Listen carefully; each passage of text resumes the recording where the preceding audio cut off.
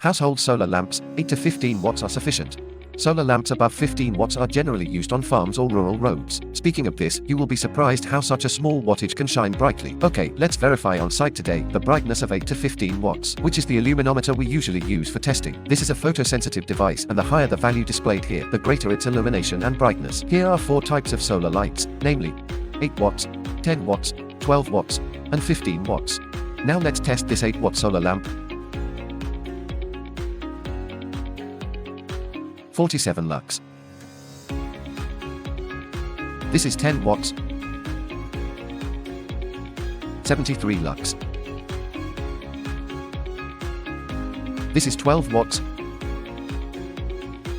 84 lux. 15 watts.